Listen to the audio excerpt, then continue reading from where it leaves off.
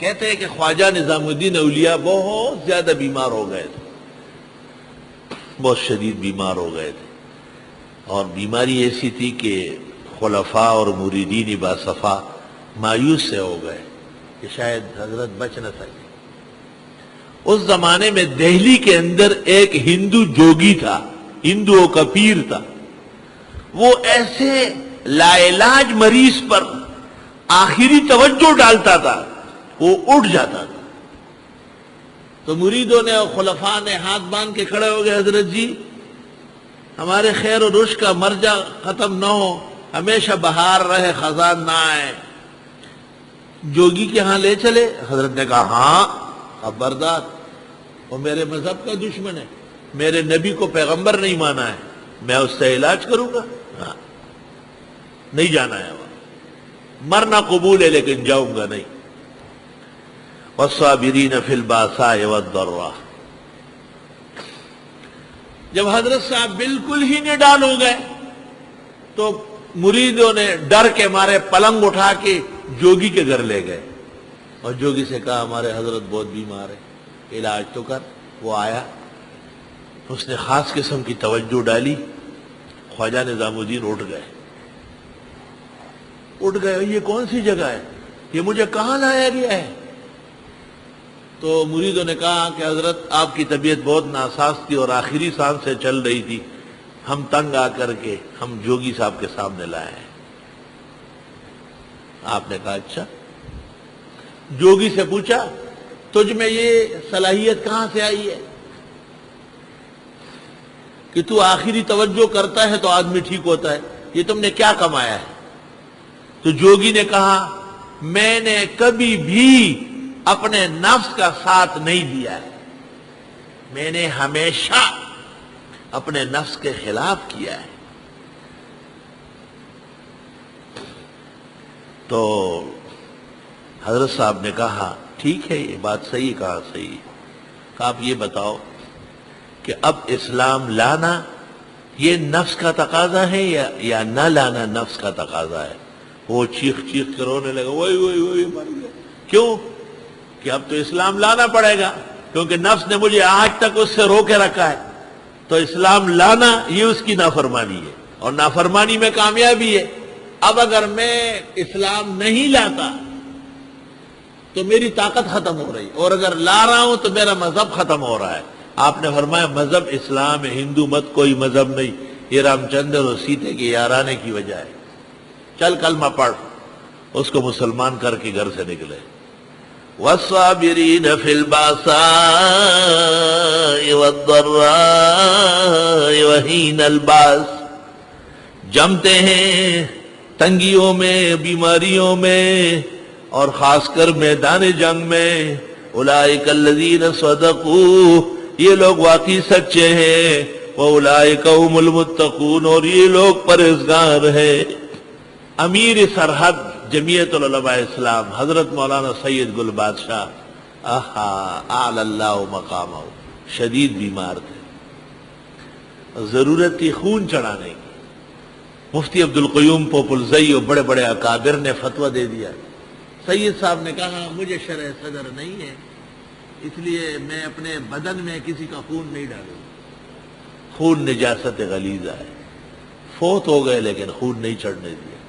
سید گل بادشاہ جمعیت العلماء اسلام کے تمام علماء ہمارے بڑے، وہ دین کے ستون اور علم کے بحر تھے، لیکن دو آدمی عجیب تھے، ایک مفتی صاحب اور دوسرے سید صاحب۔ سید صاحب کا لمبا قد، گورے چٹے، دیکھتے معلوم ہوتا کہ سید ہے، اور آلہ جو بب ہمیشہ چولی ہوا غٹ پٹکے بے اوپر سر کولے لگ گئی، غٹ پٹکے دا سے ډیر خشته او یو لوی خشته کونټي به سره تقریر کې پیدا شي، تقریر به کول نو کونټي به خبر راځي، داسې به کول نو یې به چې رالا خیال شریف کے پہلی تقریر جو میں نے ان کی سنی تھی جہانگیرے میں، پرویز کے خلاف جلسے میں آئے تھے، اور حضرت نے فرمایا جب تقریر کی حدیث پر کہ وہ حجت ہے، وحی ہے، ماننا ضروری ہے، پرویز جھوٹا ہے، کافر ہے، اخیر میں سب لوگوں کو کہا کہ میرے ساتھ پڑھو، کہ ہم غلام احمد پرویز، ڈاکٹر فضل الرحمان، نیاز فتح پوری ان کو گندے پانی کے تالاب میں نہلاتے ہیں اور پھر ان کو الٹے غوطے دیتے ہیں. اس طرح کچھ الفاظ باقاعدہ لوگوں سے کہلوائے اور پھر تقریر شروع فرمائے. پشتو زبان بھی تجوید سے بولتے تھے، ایسے فصیح بلیغ تھے. اول مناظرہ جو پنجپیر مولانا اور علماء کا ہوا ہے اس میں سید صاحب حکم تھے. پہلی مرتبہ فتاوی شام ان کے پاس تھا، مناظرہ میں پیش کیا گیا. ایسا زمانہ تھا کہ پورے سرحد میں شامی کا نسخہ نہیں تھا، سید صاحب لے کے آئے. اور دارالعلوم دیوبند سے جب فاضل ہوئے، دور حدیث مکمل ہوا، تو شیخ الاسلام حضرت مدنی نے اپنے سر سے پگڑی اتار کے ان کے سر پہ رکھی اور اپنا عبا جو بخاری کے ختم میں پہنا تھا وہ اتار کے ان کو پہنائی اور فرمایا اس پگڑی اور اس عبا کی لاج رکھنا. حضرت اس پر پورے قائم دائم رہے. صبر علی الباس والضرر، تنگی ہو یا بیماری ہو خلاف شرع کام نہیں کرنا ہے. وحین الباس، اور خاص کر میدان جنگ میں. نقطہ سمجھو، اگر پیسوں کی تنگی سے تنگ آ کر ناجائز کرنے لگے یا بیماریوں سے تنگ آ کر شرک اور بدعت کرنے لگے تو حین الباس جنگ میں کیا ٹھہرو گے؟ التا وجہ سے کونا ٹھے ہو خواہی التا من پپش کونا تختی بھی آلو دیکھو عدد شوئے لے کنا غلط پوشتی میں خبر کستا سر پیسی نہیں یا تا دیر نا جوڑے نو ہم دا شریعت حد خممات ہو کر پیسی اور کولو والا اور صحت اور کولو والا صرف اللہ دے. پختو کہ وہی غریب خدای کے نو دا دلہ چاہ کے بہادر اور مضبوط رہا کرو. التشجیع.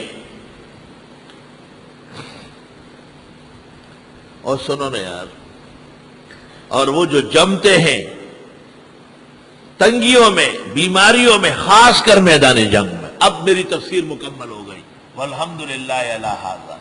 اور یہاں کلام بھی اس سال کی خصوصیت گزشتہ سالوں میں نہیں ملا.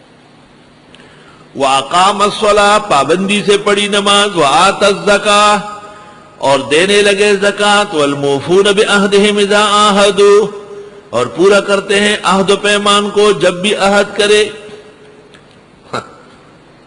زرداری معاہدے سے پھر گیا ہے تو نواز صاحب کو کہا ہے کہ معاہدے پورا کرنا کوئی قرآن و حدیث تو نہیں کہ فرض ہے. آج نواز نے اچھا جواب دیا ہے کہ قرآن اور حدیث نے کہا ہے کہ عہد پورا کرو. اس لیے یہ کہنا ٹھیک نہیں ہے کہ قرآن و حدیث نہیں ہے. قرآن و حدیث ہی کا حکم ہے کہ وَأَوْفُوا بِالْعَهْدِ، جو عہد و پیمان کرو وہ پورا کرو. سیاسی لوگوں کا کوئی قول فعل نہیں ہوتا. وہ خود کہتے ہیں سیاست میں کوئی چیز ٹھہرتی نہیں، صبح کچھ اور شام کو کچھ. اور بڑے لیڈر کے لیے لکھا ہے کہ وہ بھی قلابازی کھانے کے لیے تیار بیٹھا ہوا ہے کہ جس طرح فائدہ ہو وہاں جانا ہے. کہتا نا ایک پیسوں کا شوقین آدمی تھا، اس سے پوچھا گیا کہ جنت جانا ہے یا جہنم، تو اس نے کہا جہاں 2 پیسے کا فائدہ ہو. جہاں 2 پیسے کا فائدہ ہو وہاں جانا. اور پورا کرتے ہیں عہد و پیمان جب یہ عہد کرے. اور تم نے 10 دفعہ اس کو کہا کہ میں ان ججوں کو بحال کروں گا، تو آپ تو اس سے آخر کار پھر ہی گئے. پھر تو گئے، لیکن اگر 2-4 اور بھی پھر گئے تو جو اس نے خواب دیکھا تھا وہ جھوٹا ہو جائے گا کہ کوئی اور صدر بن بیٹھے گا. وَالصَّابِرِينَ فِي الْبَأْسَاءِ وَالضَّرَّاءِ، اور جمنے والے ہیں تنگیوں میں اور بیماریوں میں. بعض مدرسوں غریبوں کے پاس راشن نہیں ہوتا. اس دن ایک مولانا تشریف لائے اور فرمایا آخری 2-3 مہینے بڑے مشکل گزرتے، اللہ ان کو آسانی نصیب کرے. کبھی کبھی بیماریاں لگ جاتی ہے پیچھے، قسم قسم کی تکالیف ہوتی ہے، پھر بھی دین پر جمے رہنا ضروری ہے. آیت میں اشارہ ہے، او طالب علم سنو، والصابرین فی الباساء والضراء میں اشارہ تفسیر سنو. تنگی کی وجہ سے بھی ناجائز نہیں کرنا ہے اور بیماری کے لیے بھی ناجائز نہیں کرنا ہے. یہ کیا ہے؟ الصبر علی الباس والضرر. ھذا ھوا الصبر علی البأس والضرر.